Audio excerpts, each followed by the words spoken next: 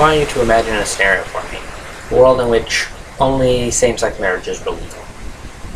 Only those marriages would receive tax benefits, would receive the benefits of insurance and the benefits of childcare that are granted today to a married man and woman, but not to domestic partners. Now imagine the difficulty that you would have raising a child without those benefits. Imagine how it would feel to know that just a select few, just a group that wasn't you, would receive these benefits just because they were a same-sex couple.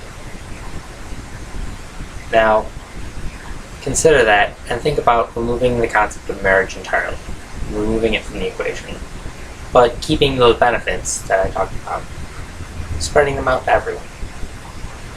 Today I will commit to change the way you think about marriage and about keeping the concept of it in place by talking about the issues of marriage, the solution, and the benefits of such a solution. As of today, divorce is becoming more and more common.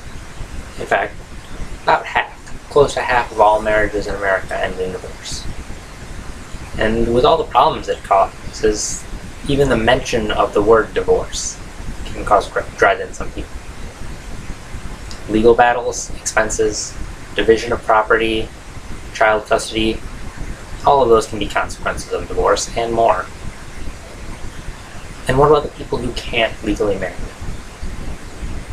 Only 16 states right now allow the marriage of same-sex couples. But what about the other 34 states? Clearly the idea of marriage needs to change. But why change the idea? Why not just remove it from the equation entirely?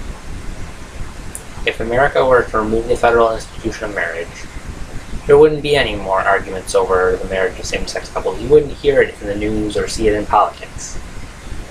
By removing the institution, we would also remove the benefits associated with it, or at least transfer them, spread them out amongst the entirety of the nation. Why should only a married man and woman receive those benefits, especially since most Americans help pay for said benefits? And furthermore, if marriage is viewed as a religious pact, a ceremony, and is in the Catholic faith, the Christian faith, a marriage under God, why does the state have any business being a part of it? The separation of church and state would technically mean that marriage isn't something the state should get involved with at all. Now, that isn't to say that marriage wouldn't be possible in such a world. It's not to say that we would be eliminating the entire word. Just the idea of a federally sanctioned marriage.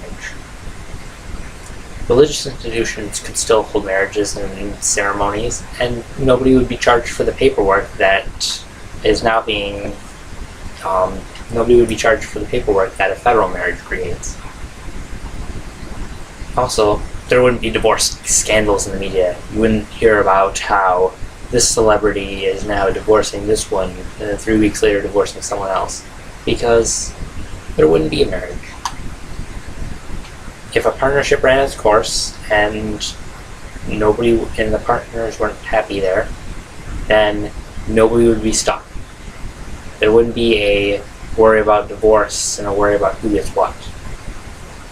Both partners would be free to leave at any time. According to the Human Rights Campaign, there are over 1,000 legal benefits granted to married couples. What if those benefits were spread out to everyone? Right now, all working Americans pay taxes for Social Security. Everyone who has a job. But same-sex couples, domestic partners, they're not eligible to receive the benefits that a married man and woman might receive from that same Social Security that they help pay the taxes for. They're also denied some of the tax benefits for raising children, which leaves less to spend on the child's well-being. I mean, how is that fair when you look at the fact that they're both two parents raising children? They're both paying the same amount of taxes. If they had identical jobs and were in the exact same situation, the same-sex couple would still be worse off. According to Forbes.com, many of the questions, the who gets what of a divorce, the who is taking child custody, where is this going, who is my next of kin, all of these things we already pretty much state without the federal marriage. We write our wills, we tell who's coming next in line, who gets our stuff. That's already given out. And it wouldn't be a stretch to declare a benefits receiving partner instead of being married. It would not be difficult. Some people might say that marriage is necessary for the foundation of society, that it creates a stable family, which in turn creates a stable community. But if that's the truth, then how has society survived with the divorce rate rapidly climbing and so many children living with only a single parent? Society has managed, and I don't think that it would not be a society, there would not be a collapse of society if marriage were to be gotten rid of. So now I've told you about the problems of marriage, the solution, and the benefits of doing so. I hope to have shown at least a few of you why federal marriages are unnecessary and damaging to those involved, and why the concept of marriage isn't even a necessity.